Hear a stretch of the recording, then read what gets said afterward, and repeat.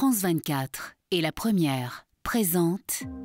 Bonjour, bienvenue dans l'Hebdo Outre-mer consacré à l'actualité de ces territoires français dans le monde. À la une, cette semaine, il était très attendu. 18 jours après le décès du pape François, Léon XIV a été élu. Nous entendrons quelques réactions d'ultramarins dans cette édition. A tout de suite.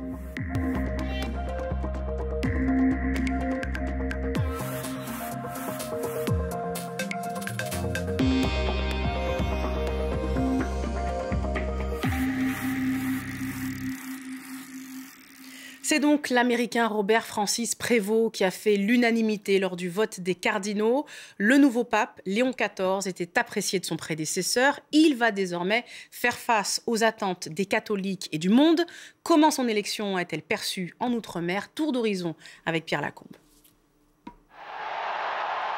La première apparition et les premiers mots du nouveau pape Léon XIV sur le balcon de la basilique Saint-Pierre.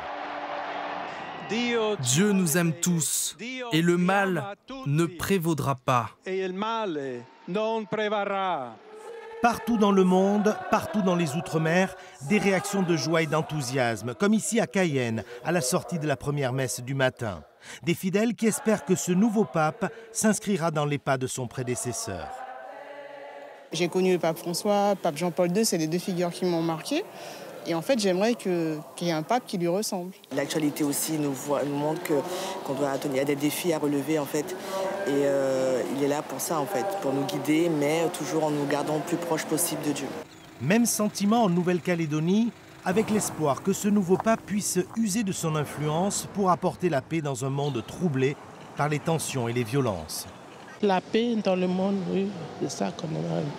Il faut qu'il y ait la paix dans le monde. Des réactions de ferveur également en Polynésie pour saluer ce premier pape américain. Que ça soit américain ou d'une autre nationalité, au contraire, bienvenue. Une joie profonde partagée enfin par les prêtres et les responsables religieux. Le premier mot, c'est vraiment heureux et joyeux d'avoir un nouveau pape qui sera notre pasteur et qui nous guidera visiblement pour quelques années. 18 jours après la mort de François, le successeur de Saint-Pierre est désormais face à des défis considérables. Assurer l'unité de l'Église, lutter contre les abus et les violences sexuelles, encourager les vocations. Le ministre des Outre-mer a quitté la Nouvelle-Calédonie sans avoir réussi à obtenir un accord entre indépendantistes et non-indépendantistes. Manuel Valls avait pourtant réuni les partis en conclave pour tenter de les conduire à une entente sur l'avenir institutionnel du territoire, mais en vain. Explication Aurélien Paul. Après une dizaine de jours en Nouvelle-Calédonie, aucun accord final trouvé par Manuel Valls. Même la négociation pendant 72 heures dans un hôtel, à huis clos avec indépendantistes et non-indépendantistes, n'aura rien donné. Premier projet contesté, celui du ministre des Outre-mer. Il proposait une souveraineté avec la France, impensable pour les loyalistes. On avait une solution d'indépendance et donc nous avons fait barrage, les loyalistes et le Rassemblement, à cette solution d'indépendance qui, hélas, comme elle a été posée dès le départ dans les négociations par le ministre, a biaisé toutes les discussions. Autre suggestion rejetée, celle de la majorité des élus partisans de la France. Ils souhaitaient que la province sud, à majorité non indépendantiste, reste française et que les provinces des îles et du Nord, dominées par les indépendantistes, soient des États associés. Nous, si on nous présente un projet de double fédéralisme dans lequel la souveraineté, en tout cas le traitement différencié des Calédoniens du Nord, du Sud et des îles, ce n'est pas notre option. Nous, on vient pour parler d'une nation unie. Après 3 visites en moins de 3 mois, ces négociations au point mort sont un nouveau coup de frein pour Manuel Valls. Nous rentrons dans une phase périlleuse, dans une forme de vide. Et donc il faut qu'on arrive à maîtriser l'expression publique. Et ce moment-là, je reste inquiet. Et les risques sont là. Et c'est pour ça que j'avais dit, accord ou chaos, en tout cas, il y a un vide. Et ce vide, il faut le maîtriser. Plus de 3 ans après le dernier référendum conclu par un non à l'indépendance, la Nouvelle-Calédonie recherche toujours un nouveau statut institutionnel. Des images impressionnantes, inédites en Guadeloupe. Une trombe marine a surpris les habitants du bourg de Bémao dimanche. Pas de victimes à déplorer, mais cette mini-tornade a provoqué de nombreux dégâts matériels, des toitures arrachées, des arbres renversés, des vitres brisées. Le toit d'une école a notamment été emporté. Plusieurs mois après le passage du cyclone Chido, les couleurs de la nature sont de retour à Mayotte. Le vert des forêts, le bleu du lagon redonnent le sourire. Mais comment ces espaces naturels se portent-ils réellement? Les dérèglements climatiques rendent leur régénération plus compliquée. C'est le dossier de l'Hebdo, signé Mathilde Boucher et Ivana Navion. Reprendre ses droits. Un défi de taille auquel la nature mahoraise a dû se confronter après Chido. Dans cette forêt derrière mangrove, les écologues observent jour après jour la renaissance des espèces végétales. Face à ces paysages, ils reprennent espoir. La nature est résiliente. Avec les érythrines, les feuilles repartent, les branches repoussent. Et il faut juste prendre le temps qu'il faut et diminuer notre impact sur ces espaces. On est quand même très positif.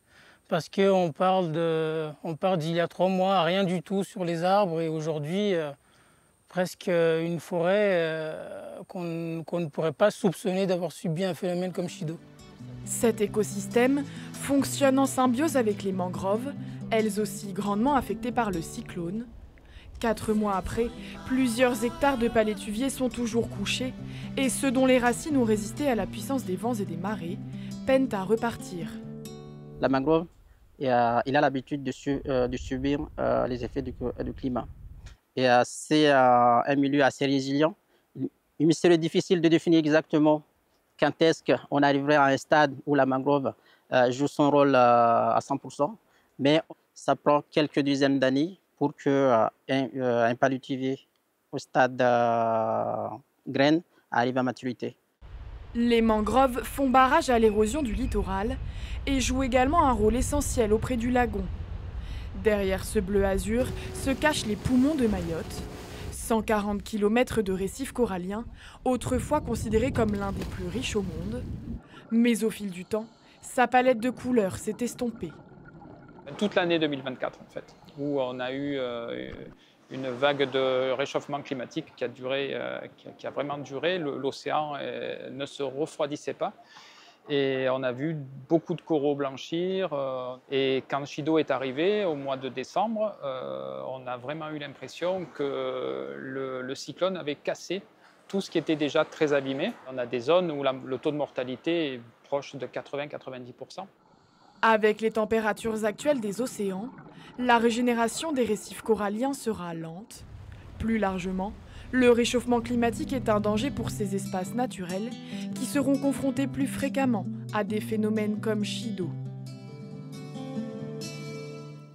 Des vélos qui roulent à la lumière du soleil, c'est le choix de Marie-Galante. L'île développe depuis peu son réseau de vélos électriques en libre service.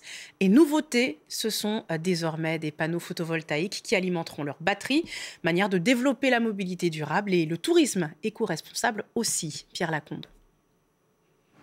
Marie-Galante, ses paysages, ses plages, ses bateaux et désormais ses premiers vélos électriques en libre accès. 3 stations ont été installées sur l'île, une première. Alors, ça s'est bien passé, ça s'est tourné. Vous avez pu faire pratiquement la moitié de Marie-Galante sans forcer. Sans forcer, c'est très agréable même. Sans forcer et surtout sans contrainte. Les vélos se rechargent automatiquement, plus besoin de brancher, un simple clic et l'énergie solaire prend le relais.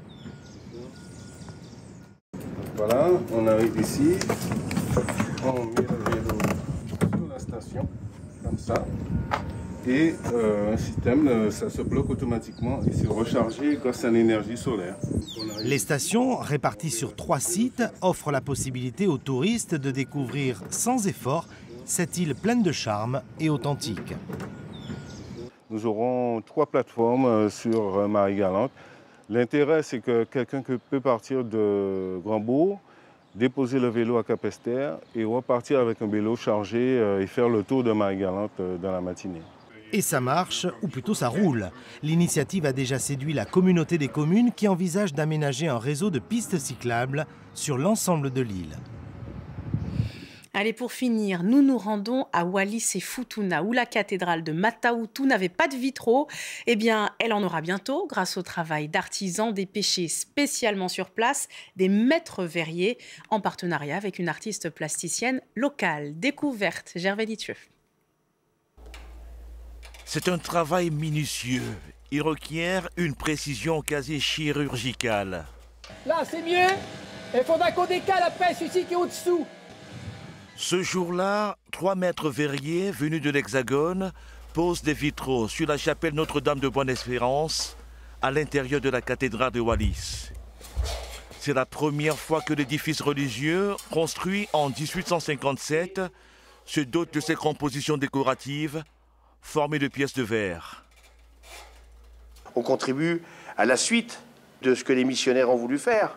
Et donc là, on continue à délivrer un message, parce que là, c'est la chapelle dédiée à Marie. Et donc, du coup, elle est là, elle prie. Ces vitraux ont été fabriqués en France hexagonale et ils semblent particulièrement appréciés. En métropole, tous ceux qui sont passés à l'atelier nous ont dit qu'ils les trouvaient très très beaux. Ils ont justement été très touchés par ces couleurs vives, par ces motifs qui sont différents de ce qu'on voit là-bas, chez nous. La particularité de ces vitraux réside notamment dans le choix des motifs. C'est cette artiste wallisienne qui les a conçus et s'est inspirée de ce qui se faisait au Moyen-Âge. Il y a un motif qui est récurrent, que j'ai beaucoup utilisé. On appelle ça la mandorle. C'est ce motif en forme d'amande qu'on peut identifier à des poissons. Après la chapelle dédiée à la Vierge, les maîtres verriers envisagent de poser des vitraux sur d'autres chapelles au sein de la cathédrale. Le coût total de l'opération est estimé à plusieurs dizaines de milliers d'euros, somme payée par l'État et la collectivité de Wallis. Voilà, c'est la fin de cet hebdo. Merci de l'avoir suivi. Pour le revoir et suivre toute l'actualité des Outre-mer, direction france24.com et lapremière.fr. Je vous souhaite une belle journée ou une belle soirée, où que vous soyez. L'information continue sur France 24.